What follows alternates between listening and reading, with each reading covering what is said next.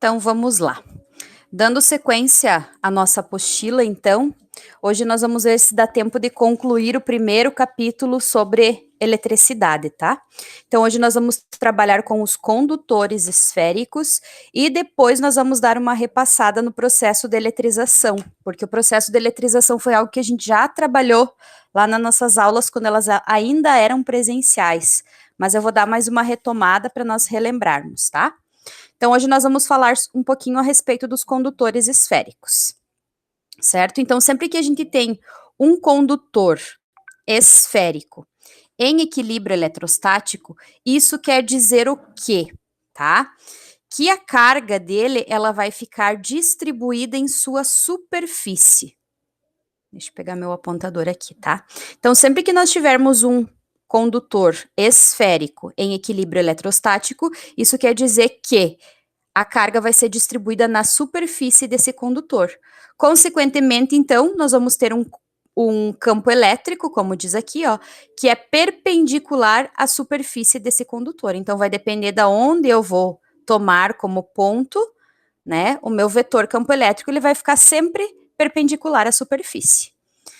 Né? E daí eu coloquei uma observaçãozinha ali que se o condutor eletrizado estiver em equilíbrio eletrostático, o campo elétrico será nulo em todos os pontos do seu interior, justamente porque quando ela está em equilíbrio, as cargas elas se concentram na superfície desses condutores e não lá no centro dos condutores. Então isso quer dizer que o campo elétrico ali no interior dessa carga, desse condutor elétrico no formato esférico, ele será nulo. Aí eu coloquei algumas relações entre o campo elétrico, o potencial elétrico, quando nós temos então esse condutor esférico que está em equilíbrio. Então o primeiro diz que as cargas elétricas em excesso distribuem-se na superfície do condutor. Então isso eu já falei para vocês. Então sempre que tiver em equilíbrio, as cargas vão se concentrar na superfície desse condutor. Todos os pontos internos e da superfície externa têm o mesmo potencial elétrico. Então, o potencial elétrico que vale para os pontos internos e os pontos da superfície externa vão ter o mesmo potencial elétrico. Então, o potencial elétrico vai ser igual. Campo elétrico, então, como eu já falei, no interior deste condutor, ele será nulo, vai ser igual a zero. E na superfície, né, de um condutor, o vetor campo elétrico vai ser perpendicular a ela. Então, vai ser perpendicular sempre à superfície. Então, essa é a relação que nós vamos ter do campo elétrico e do potencial elétrico, que foi algo que a gente já viu nas aulas anteriores. E agora nós vamos falar um pouquinho dos condutores esféricos, tá? Então, sempre que nós tivermos um condutor esférico, as cargas, elas vão estar aonde? Distribuídas na superfície. Por que que isso ocorre? Tá? Isso ocorre devido que à repulsão elétrica, tá? Então, dificilmente um condutor esférico que vai estar eletrizado, ele vai manter as suas cargas no interior desse condutor. Por quê? Geralmente, se ele está eletrizado, né, ele vai ser condutor, ele vai ficar eletrizado, ele vai ter um outro corpo aqui que vai estar entrando em contato com ele, e ele vai fazer com que essas cargas elas passem por um processo de repulsão. Então elas vão se concentrar lá na superfície desse condutor. E aí, nós vamos ter que analisar, porque essas cargas aí, ó, né, quando eu falo de um condutor, ele vai poder, se ele não tiver em equilíbrio eletrostático, ter carga interna, as cargas que nós vamos ter na superfície e uma carga que poderá estar externo a esse condutor. Ela vai estar próxima. Então, cada caso vai ser um caso. E é isso que a gente vai ter que prestar bem atenção. Então, aqui, ó, sempre que nós tivermos um condutor elétrico esférico, né, todo corpo que tem o formato de uma esfera ou de uma circunferência, ele vai ter um raio. Então, a distância, né, a distância que nós vamos ter do centro até uma das extremidades é o que a gente chama de raio. E aí, se eu tenho uma carga elétrica que se encontra no exterior, nós vamos ter que ver que a distância, então, vai ser a distância do raio até lá no centro da minha circunferência, mais essa distância que ele vai estar da superfície até o ponto onde ele se encontra. Então, eu coloquei ali, ó, seja R o raio da esfera e D a distância do centro da esfera até o ponto onde se querem o campo elétrico e o potencial V. Então, dependendo do ponto aonde eu quero calcular o campo elétrico e o potencial elétrico, é que eu vou ter que analisar essa distância. Se eu quero de um ponto que está no interior da esfera, então a distância não vai ser o raio, ela vai ser uma outra distância menor que o raio.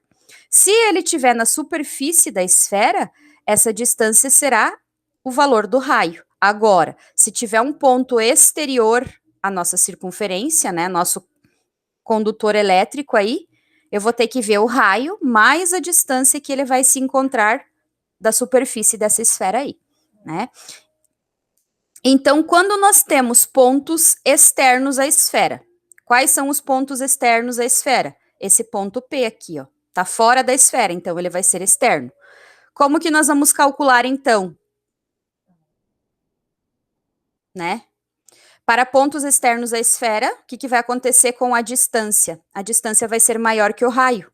Então, o raio está aqui, a distância ela vai ser maior que o raio. Então, o potencial elétrico e o campo elétrico vão ser calculadas com a seguinte fórmula. Para calcular o campo elétrico, nós vamos utilizar o K, que é a constante eletrostática, né?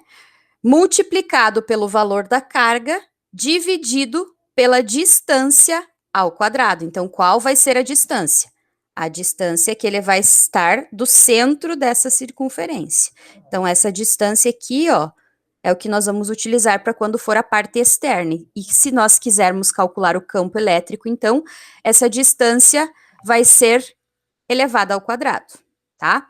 Agora, se nós quisermos calcular o potencial elétrico, a fórmula vai ser a mesma. O que é que vai diferenciar é que aqui a distância não vai ser elevada ao quadrado. O porquê que uma é elevada ao quadrado e outra não? Lembra que quando eu falo de campo elétrico, ó, o campo elétrico ele forma o quê? As linhas de força, né? Então eu vou ter que analisar as linhas de força que nós vamos formar aí. Então, por isso que essa distância aqui, ela vai ser sempre elevada ao quadrado. E, diferentemente do potencial elétrico, que nós não elevamos ao quadrado. Então, isso serve para pontos que estarão externos a essa esfera. Agora, quando nós tivermos um ponto na superfície da esfera, tá? Onde é que vai ser a superfície da esfera? Aqui, ó, né? Na nossa circunferência. Então, nós vamos ter a seguinte fórmula. Para cálculo de campo elétrico, nós vamos ter que pegar, então, o K, que é a constante eletrostática, multiplicar pelo Q, que é a carga elétrica, e aí nós vamos fazer 2 vezes o raio elevado ao quadrado. Para cálculo de potencial elétrico, nós vamos fazer a constante eletrostática vezes a carga, o valor da carga, dividido pelo raio, que é bem aonde esse ponto vai estar lá na minha circunferência. Então, eu coloquei ali, ó, a intensidade do campo elétrico na superfície da esfera fica reduzido à metade do campo elétrico muito próximo dessa superfície. Entretanto, o potencial elétrico coincide com o potencial num ponto muito próximo. Então, o que acontece de diferente aí? O que vai mudar? O que vai mudar é só o campo elétrico, né? Dependendo da distância que você está do centro da circunferência, esse ponto ele pode ter um campo elétrico maior ou ele pode ter um campo elétrico menor. Por isso que a gente reduz ele pela metade. E agora, no interior da esfera, tá? Para cálculo de campo elétrico, como eu já coloquei ali nos primeiros slides da apresentação, o campo elétrico é nulo, né? Então, no interior da esfera, o campo elétrico sempre será nulo. Agora, para o cálculo do potencial elétrico, não. Para o cálculo do potencial elétrico, nós vamos usar a mesma fórmula que nós usaríamos se ele estivesse na superfície, porque o potencial elétrico será o mesmo, tanto na superfície quanto no interior, tá? Então, diz ali na observação, ó, a intensidade do vetor campo elétrico no interior de um condutor carregado de eletricidade e em equilíbrio eletrostático é sempre nulo, que foi uma das condições que eu coloquei lá no slide anterior, tá? E aí tem em cima, né, para pontos no interior da esfera, o que vai acontecer com pontos no interior da esfera? A distância entre o ponto até o centro da esfera, ele será menor do que o raio. Então, por isso, nós vamos continuar adotando o raio como distância, por quê? Porque o potencial elétrico conhecido, ele é o mesmo que se ele tivesse sobre a superfície dessa esfera. E aí tem um exercíciozinho lá na apostila de vocês, tá? Na próxima aula, eu vou estar pegando alguns exercícios aleatórios desse capítulo. Então, na próxima aula, eu não vou trabalhar conteúdo novo. Eu vou pegar os exercícios para retomar, então, o capítulo. Deixa eu ver aqui. Capítulo 10, 11. Capítulo 10, que é forças mecânicas, só. E dentro do capítulo... Essa apostila de vocês, ela é meia... Aqui. O capítulo 9, aqui na frente ele traz o resumo de todas elas, né? Então, no capítulo 9, que é o potencial elétrico, o capítulo 10, condutores esféricos, e o capítulo 11, processos de eletrização. Então, eu vou juntar todos esses conteúdos e vamos fazer alguns exercícios da apostila. Vou escolher alguns aleatórios, uns mais fáceis, outros mais difíceis, e aí nós vamos fazer uma aula só com exercícios na aula que vem, referente a esses 3 conteúdos trabalhados aí na apostila, tá? E então, dos exercícios que nós temos ali, eu coloquei para vocês aí, ó. O potencial elétrico de uma esfera condutora eletrizada positivamente, que se encontra no vácuo, então, se encontra no vácuo, a constante eletrostática dele é sempre a mesma. 9 vezes 10 na 9, Newton vezes metro quadrado, dividido por Coulomb ao quadrado. De raio A igual a 10 centímetros. Então, o que ele está me dizendo? Que o raio aqui, ó, a distância que ela vai estar, quando tiver aqui nesse Azinho aqui, é 10 centímetros. Varia com a distância segundo o gráfico. Então, ele traz um gráfico. Então, quando ele está na distância A, ó, o potencial elétrico dele aí vai ser B. Quando ele está a uma distância de 15 metros, não centímetros, ó. Quando ele está a uma distância de 15 centímetros, o potencial dele é de 60 volts. Então, o que ele quer que vocês determinem? Ele quer que você determine o valor da carga elétrica da esfera. Então, eu vou determinar primeiro o valor da carga elétrica da esfera. E na letra B, ele quer saber qual é o valor que representa o potencial elétrico aqui, quando ele está nesse pontinho B aqui. Então, quando ele está a uma distância A, qual vai ser o campo elétrico não, o potencial elétrico dele, tá? Então, deixa eu só tirar daqui, vou copiar a imagem e vou colocar aqui para nós resolvermos.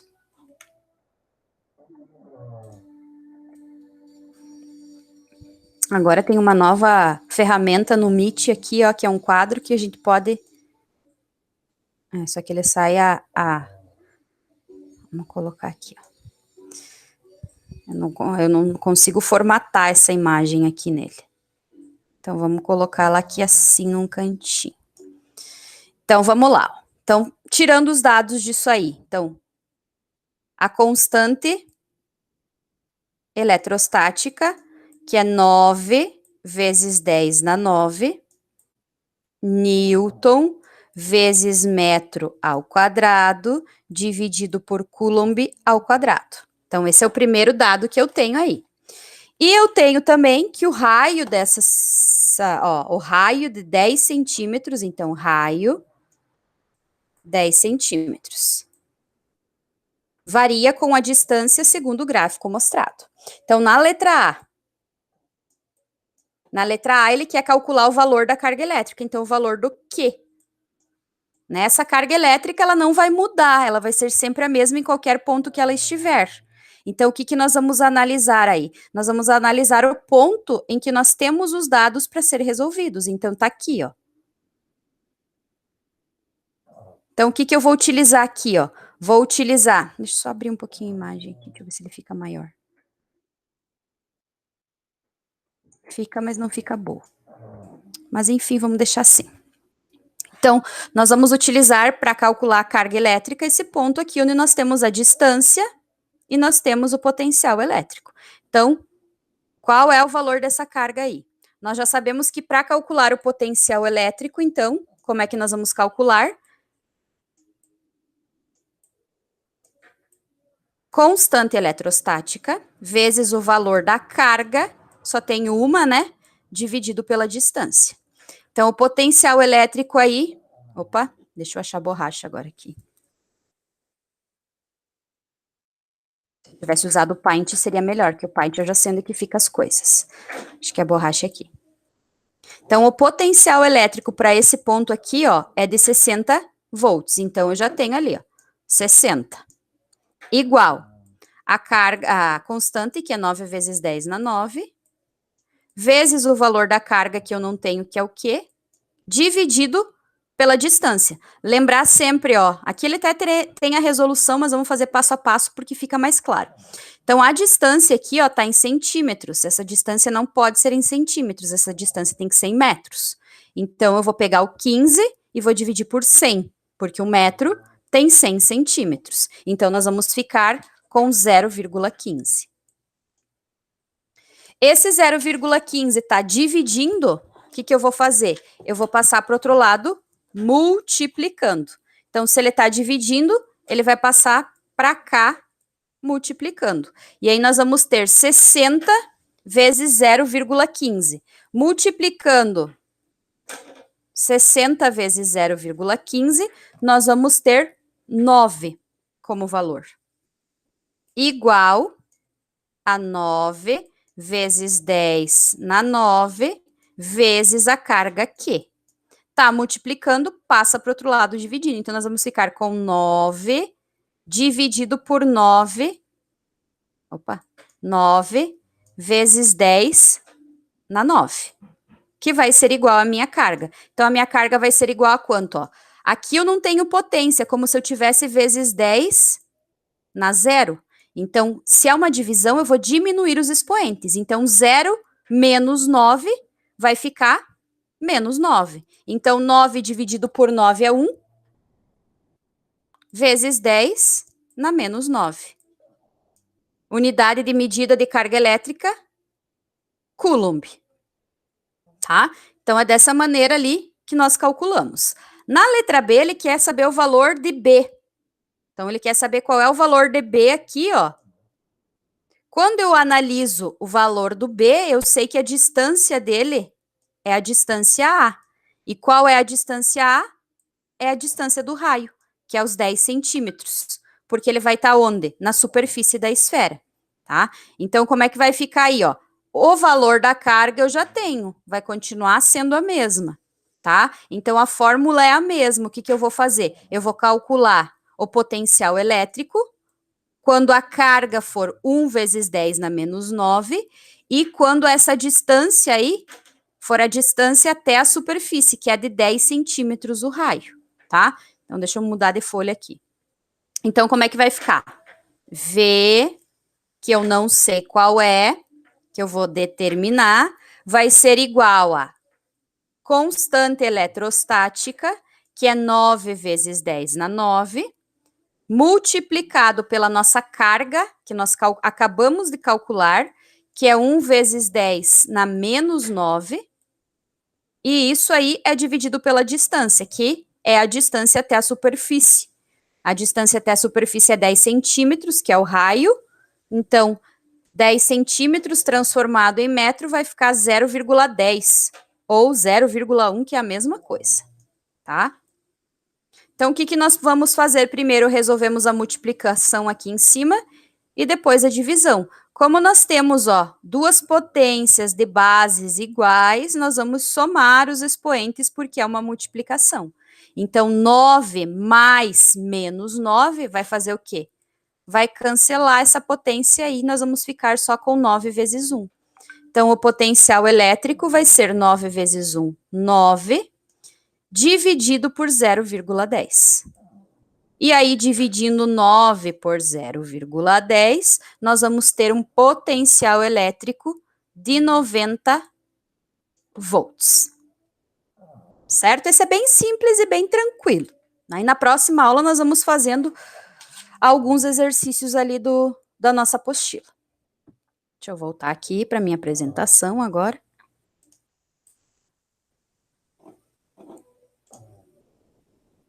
Então,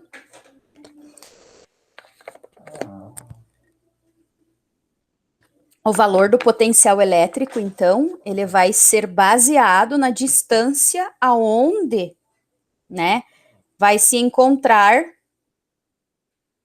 a minha carga ali. A carga, se ela vai estar no centro do meu condutor esférico, ou vai estar na extremidade, ou vai estar num ponto fora da circunferência. Então, o que vai mudar aí? Aí vai mudar a distância, né?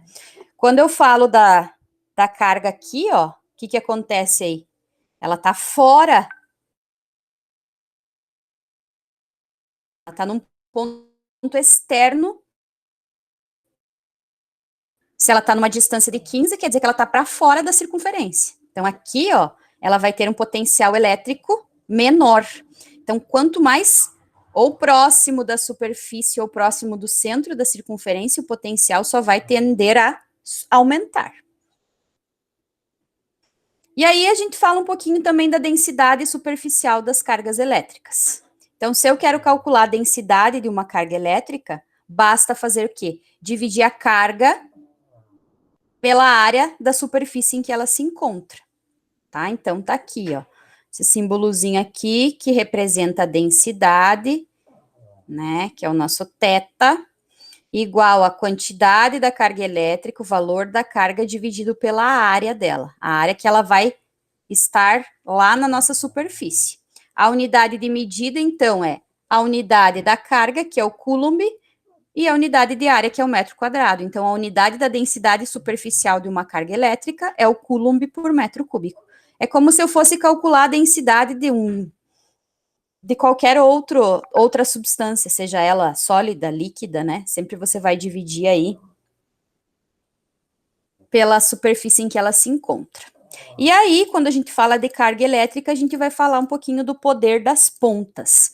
Então, vocês viram ali que eu expliquei que uma carga elétrica, quando nós temos um condutor em equilíbrio, as cargas elas se concentram nas extremidades, nunca no centro dessa circunferência. Então, quando a gente vê os caminhões, né, eu trouxe um exemplo ali, os caminhões de combustível, por que eles têm todos essa forma arredondada? Justamente para que essas cargas elas se concentrem nessas extremidades e não fiquem no interior, aonde vai se encontrar o combustível, que é altamente explosivo, né? Ele pega fogo assim de uma hora para outra, né? E se o caminhão fosse em formato, por exemplo, de algo que tivesse pontas e não um formato arredondado, as cargas elas se concentram sempre em superfícies pontiagudas. Quando elas têm formato arredondado, elas se concentram nas extremidades. Mas quando nós temos objetos com formatos pontiagudos, essas cargas elas vão sempre se concentrar nas pontas, até no nosso corpo, né? Não sei se alguém aí já teve o privilégio de levar um choque encostando em uma superfície, por exemplo, lá na porta do carro, né? Por quê? Porque o nosso corpo, ele também tem cargas elétricas, e essas cargas, elas vão se concentrar nas extremidades do nosso corpo, que são os dedos, né? Um dos exemplos é os dedos. Então, se a gente encosta em uma superfície que também está eletrizada, geralmente na porta do carro, por quê? Porque as cargas elétricas no carro, ela também vão se encontrar lá nas extremidades, a gente sofre um pequeno choquezinho. Ou quando a gente encosta em uma cadeira de material ferro, alumínio, né? Geralmente, quando a gente encosta a pontinha do dedo, né? Justamente porque as cargas se concentram lá nas extremidades, a gente vai sofrer uma descargazinha elétrica. Então, por isso que os caminhões que transportam esses combustíveis, eles têm todos eles esses formatos arredondados, justamente para evitar que ocorra uma descarga elétrica ali e que venha a ocasionar uma explosão. Aí eu coloquei para vocês aqui, ó, quando a gente fala de poder das pontas, né, a gente tem o que a gente chama dos para-raios. Os para-raios, o que que eles fazem? Eles atraem essas descargas elétricas. Só que como eles têm o que a gente chama de fio terra, esse para-raio, ele tem uma parte pontiaguda, onde ele vai atrair, né? Justamente porque as cargas, elas vão se manter lá na ponta do para-raio, com o sinal contrário da nuvem eletrizada, e vai atrair esse raio para eles. E aí ele vai fazer o quê? Ele vai escoar lá para a Terra, né? Ele não vai fazer com que chegue ali naquela superfície e seja espalhado para a superfície. Ele vai atrair e ele vai fazer o quê? Vai fazer com que essa carga ela passe e seja distribuída lá para a Terra, lá o que a gente chama de fio terra, né? Então aqui eu coloquei alguns locais onde são mais e menos seguros para se ficar quando a gente tem, né, raios. Coloquei as nuvens eletrizadas lá, né? Então, aqui, ó, o poder das pontas é um fenômeno que ocorre porque em um condutor eletrizado a carga tende a se acumular nas regiões pontiagudas, então, nas extremidades. Em virtude disso, o campo elétrico próximo às pontas do condutor é muito intenso. Opa, me perdi.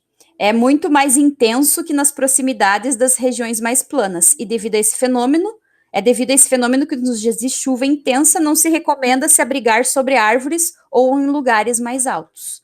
Então aqui, ó, se eu for lá numa montanha, né, olha o que vai acontecer.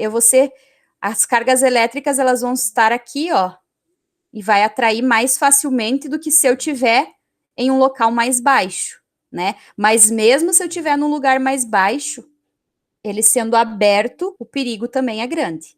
A árvore nem se fala. Por que, que a árvore é perigosa? Porque ela vai funcionar mais ou menos como um para-raio. Como as raízes dela está ligado à terra, a terra ela atrai, né? Ela atrai essas cargas. Então, por isso que é não recomendável se abrigar debaixo de árvores em dias de tempestades. Na nossa casa já é bastante seguro, mas não é totalmente seguro, porque pode ocorrer de cair um raio na nossa casa. Agora, no lugar mais seguro, em um ambiente que se tem um para-raio, né? E aí vem a questão do carro, né? Que a gente fala bastante quando explica esse conteúdo. Quando tem chuvas muito fortes, se diz para o pessoal se abrigar dentro de um carro. Aí muitos dizem que a questão de segurança dentro do carro é por causa dos pneus que são de borracha. Já deve ter ouvido falar disso, né? Mas não é por causa disso. É justamente por causa. Depois eu vou passar esse videozinho aí para vocês verem. É justamente por causa da blindagem eletrostática. O carro, o veículo, né? Geralmente ele não tem um formato, ele tem um formato mais arredondado, né? Ele não tem um formato pontiagudo. Então, o que acontece? As cargas elas vão se colocar nas extremidades, né? Na superfície desse veículo e vai gerar o quê? Vai gerar como se fosse um campo que vai bloquear a entrada ou a passagem dessa carga elétrica. Então, dentro do veículo, ele é mais seguro ficar do que num ambiente aberto, justamente por causa dessa blindagem eletrostática, mas a gente já vai falar sobre isso, tá? Eu trouxe um videozinho aqui explicando mais e melhor, com desenhos, com figuras, com imagens, para entender um pouquinho sobre o poder das pontas, tá? Então eu vou passar, ele é bem rapidinho, é 4 minutinhos. Diz um famoso adágio popular: um raio nunca cai. Tá saindo som do vídeo? Tá bem baixinho, prof. Eu acho que eu não... Deixa eu compartilhar de novo, então, espera aí. Que hora que eu vou compartilhar aqui, eu tenho que marcar para ele compartilhar o áudio também. Vamos ver se eu vou conseguir fazer isso, tá? Que é algo... Vamos ver lá onde é que eu tenho que ir. Compartilhar a tela inteira.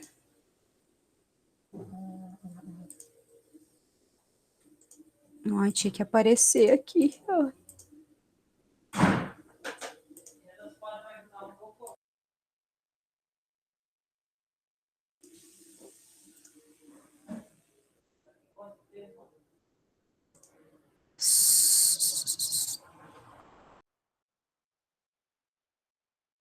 Não. Eu vou tirar o fone aqui para ver se ele fica melhor, tá? Vamos ver aqui. Senão depois você assiste.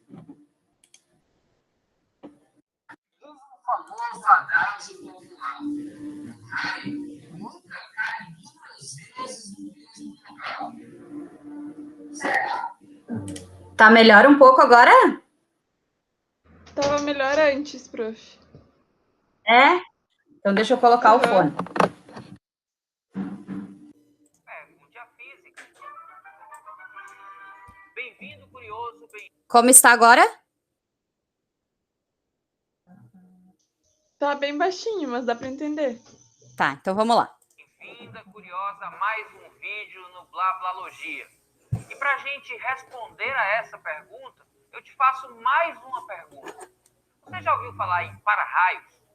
Para-raios são um sistema de proteção elétrica muito usado em prédios. Um conjunto de condutores pontiagudos ligados a um aterramento, a um fio que está dentro da Terra. Como é que funciona um para-raios?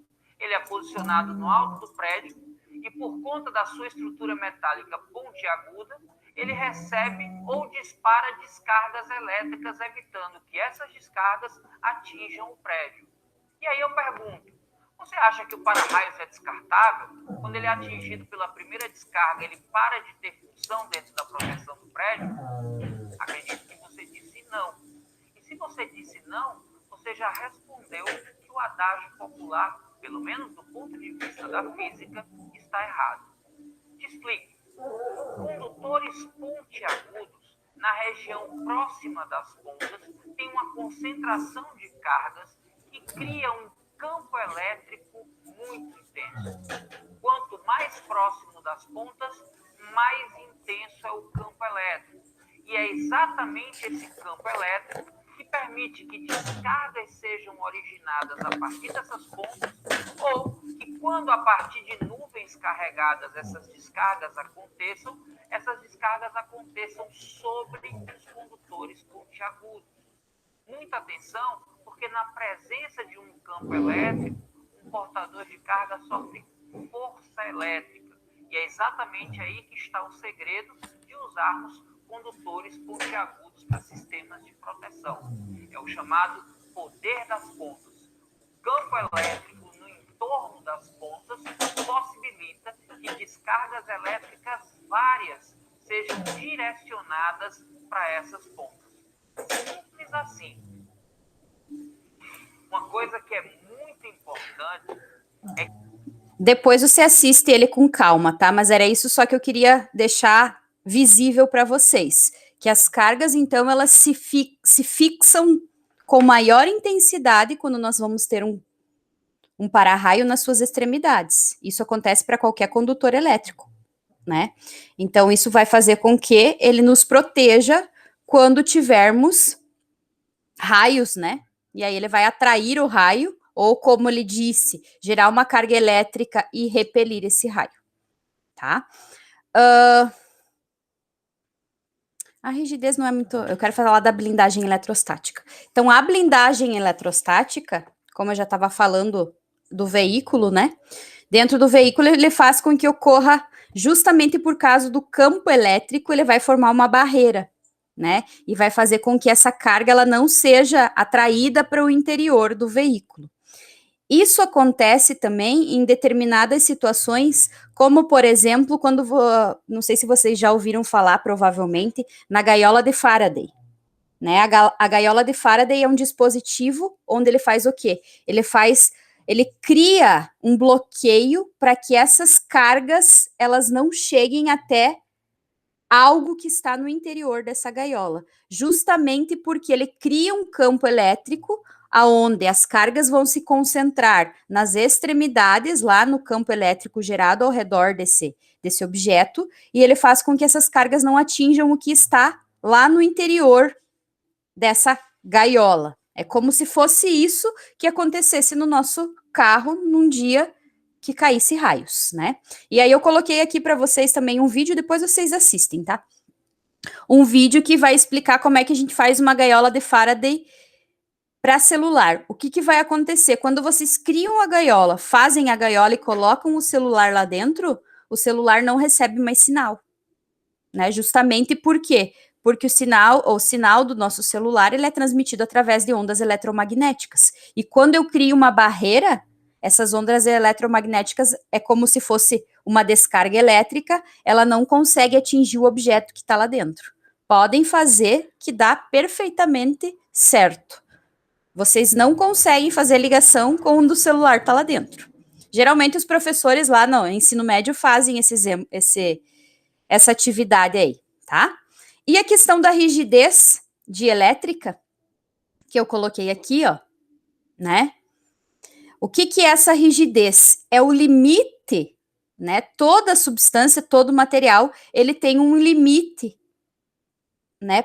Para determinadas coisas que eu quero usar, né? Por exemplo, se eu quero aquecer uma água dentro de um recipiente no micro-ondas, existem materiais que conseguem, né, que a gente vai conseguir aquecer a água e não tem problema, né, porque vai ter um limite de aquecimento naquele material, e existem outros tipos de materiais que se nós colocarmos lá, ele vai sair derretido.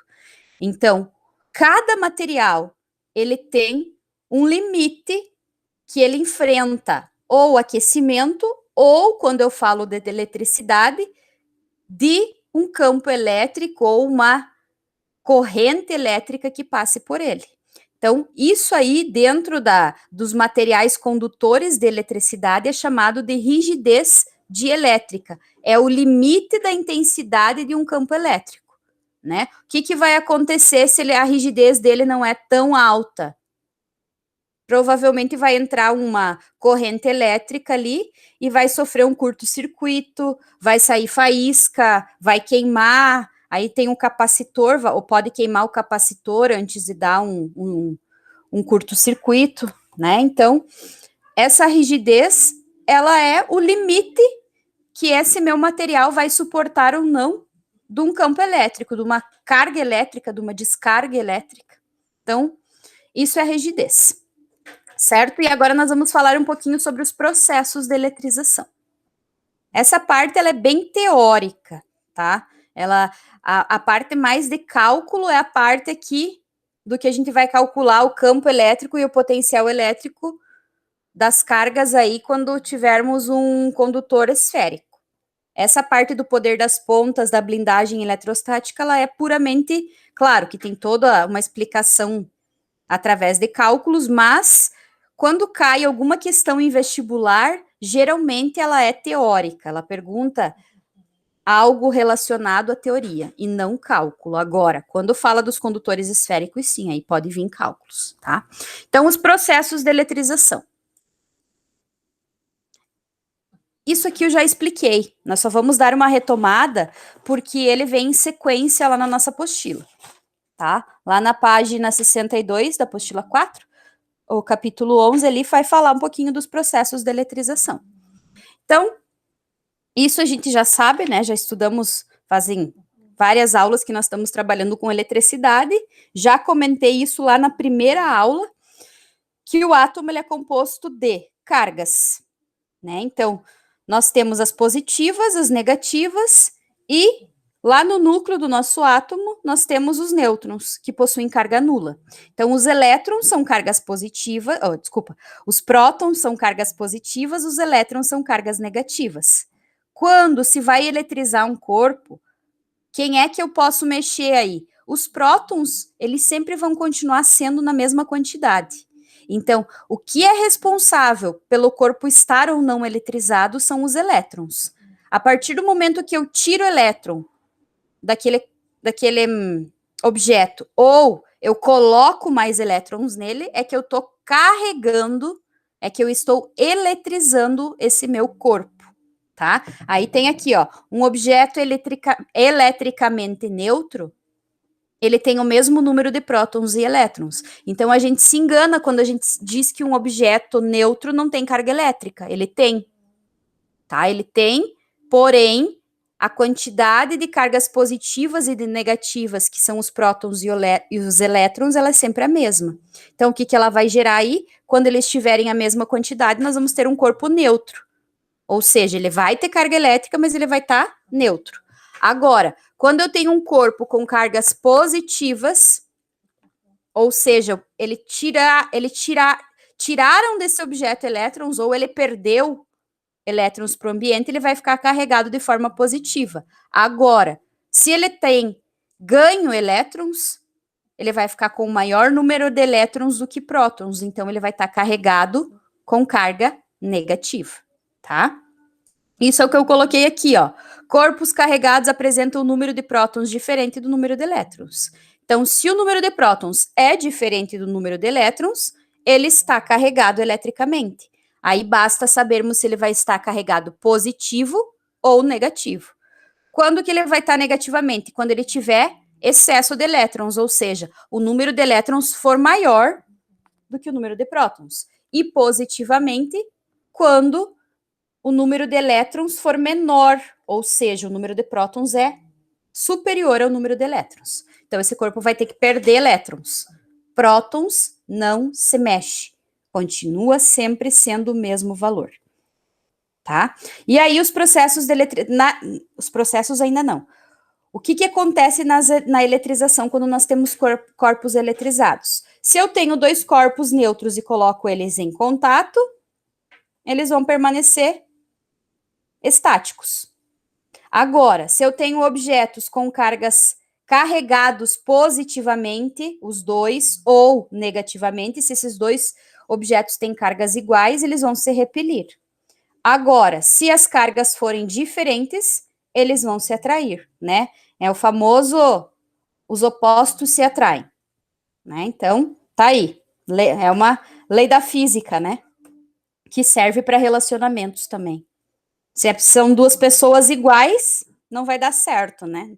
As ideias não vão bater, a mesma coisa acontece com as cargas. Se nós temos duas cargas carregadas com o mesmo sinal, elas vão se repelir. Agora, se as cargas forem diferentes, elas vão se atrair. E aí nós temos os processos de eletrização. O primeiro nós chamamos de processo de eletrização por atrito. Então, o próprio nome já diz. Para que a gente consiga eletrizar, nós temos que ocasionar um atrito, né? E o que, que vai acontecer quando nós atritamos esses dois objetos? Então, eu coloquei aqui um exemplo, ó, o corpo A e o corpo B. Corpo A seria o vidro, corpo B a seda. Então, eu estou atraindo esses dois, atritando, desculpa, esses dois objetos aí. O que, que vai acontecer? Tá? Os elétrons, eles vão passar de um corpo para o outro. Então, os elétrons do vidro vão passar para a seda, ou os elétrons da seda vão passar para o vidro. E isso vai ocasionar o quê? Vai ocasionar um carregamento, uma eletrização. E o que, que acontece na eletrização por atrito aí, ó? Eles vão ficar com cargas, ó, tá aqui, ó, ficando um carregado positivamente e o outro negativamente. Então, inicialmente eles estão neutros, atritei, um fica carregado positivo e o outro negativo. Vão ficar com cargas de sinais opostos, tá? Coloquei outra aqui, ó. Ao atritar o pano de seda com o bastão de vidro, o bastão fica com carga positiva, enquanto a seda fica com carga negativa. Então, essa é a principal característica da eletrização por atrito. Atritou dois objetos, um fica com sinal positivo, o outro fica com sinal negativo, ou seja, eles vão ficar com cargas contrárias, tá? Aí tem mais uma explicaçãozinha ali, ó, que já foi tudo isso que eu falei, então não tem por que ficar batendo nessa mesma tecla aí. Aqui é série triboelétrica, tá? O que é essa série triboelétrica? É uma listagem de materiais que, quando sofrem um processo de eletrização por atrito, eles ficam carregados positivamente e alguns ficam carregados negativamente. Então, aqui tem uma série, ó. Se vocês buscarem na internet, vocês vão ver várias séries triboelétricas, tá? Então, aqui nós temos os que ficam carregados positivamente e os que ficam carregados negativamente. A eletricidade estática, então, né, essa eletricidade estática é aquela que nós, né, o nosso corpo, ele fica carregado porque ele se acumula devido ao atrito que o nosso corpo sofre com as nossas roupas, né, ou até mesmo o cabelo, ele pode ser eletrizado por atrito, quando a gente usa a chapinha, né, e fica lá passando a chapinha, ocasiona um atrito. O que vai acontecer? Nosso cabelo, ele vai passar a ficar eletrizado, ele vai ficar erguido, de pé, né? Geralmente acontece isso quando eu faço progressiva, né? Os cabelinhos aqui do meio do coco da cabeça, eles ficam de pé. Justamente por quê? Porque eles passaram por um processo de eletrização, de tanto atritar a chapinha no fio do cabelo, esse fio de cabelo, ele passa a ficar carregado com cargas elétricas. Não que ele não tivesse, ele tem. Porém, ele vai ficar com cargas contrárias ao do ambiente, então ele vai ficar de pezinho aí, tá? Aonde que acontece essa eletricidade estática além do nosso corpo, tá? Ele acontece na televisão, não mais nessas nossas televisões novas aí, mas naquelas televisões antigas de tubo, né? Aquelas grandonas lá. O que acontecia? A gente ligava a TV, ficava um bom tempo com ela ligada. Quando a gente desligava a TV, você chegava com o dedo assim na tela da TV e via que tomava uns choquinhos bem pequenininhos. Por quê? Justamente porque essa eletricidade estática, ela se acumula nas extremidades aí. E aqui também fala dos caminhões de transporte de combustível, ó.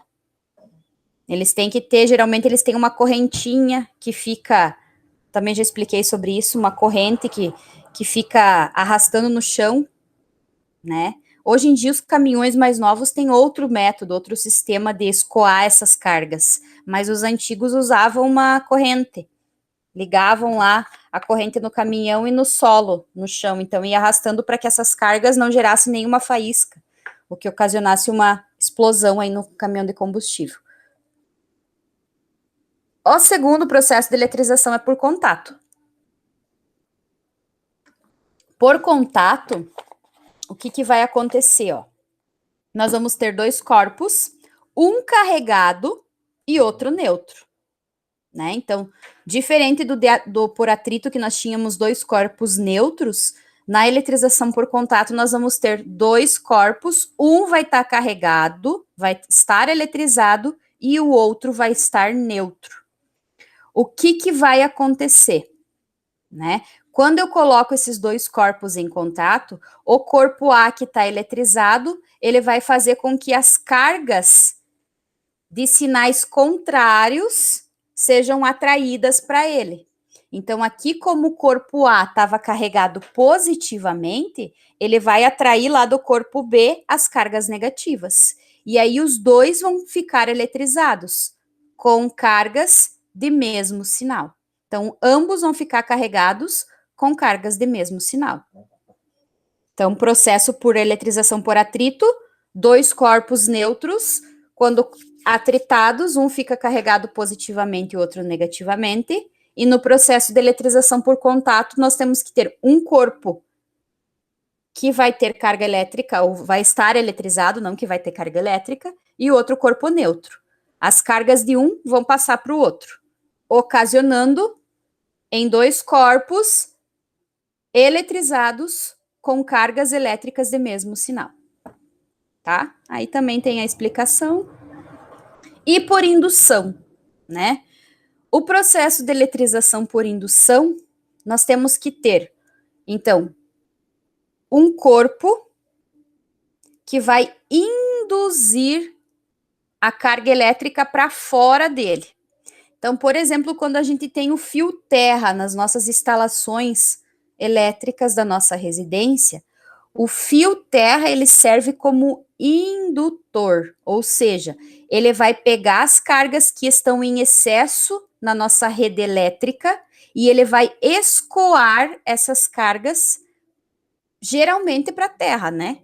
Na nossa instalação da nossa casa. Existem casas que não têm essa ligação de fio terra. Aí o que acontece? Pode ter pode ocorrer né, alguns curtos-circuitos, porque a corrente vai passar maior do que deve, não vai ter para onde ser escoada, e aí vai gerar uma faísca que vai ocasionar em um incêndio, por exemplo, né? Então, geralmente, as residências que têm esse fio terra, elas têm uma proteção maior. Então, o que que acontece aqui, ó? Nós vamos ter um corpo A, né, que vai estar carregado negativamente, nesse caso, e aqui nós temos o corpo B, que está neutro, cargas positivas ou cargas negativas. Esse corpo A aqui, ó, que está carregado, ele vai fazer com que essa carga de sinais iguais aí seja repelido. E esse fio condutor aí, ele vai fazer com que essas cargas sejam escoadas. Então, um corpo vai ficar carregado positivamente e o outro corpo vai ficar carregado negativamente. Tá? Então, esse é o processo de eletrização por indução. Aí eu coloquei aqui, ó, eletrização por contato, o que que acontece, e eletrização por indução. É tudo figurinhas que ajudam, né, a entender melhor, ó. Antes, por indução, carregado negativamente, um corpo eletrizado, o outro neutro. Durante o processo, o corpo B continua eletrizado com cargas negativas e esse aqui vai escoar as cargas negativas, ficando com as cargas positivas. Então, um corpo vai ficar eletrizado negativamente e o outro positivamente. E aqui tem uns exercícios que a gente já fez na aula, então nem vamos, já quase ultrapassamos o horário aí. Certo? Então, na próxima aula, então, eu vou fazer uma listagem de exercícios para nós resolvermos da apostila. E vamos ficar só resolvendo exercícios na próxima aula. Alguma dúvida, dona Maria Eduarda? Não, prof, tudo certo. Tudo certo? Você é a minha companheira fiel, né? Tá sempre aí comigo. Não me abandona nunca. Os outros devem assistir a aula gravada, porque tem acho que 9, 10, eu não sei quantos alunos tem. Pois é, eu acho. Eles não estão participando.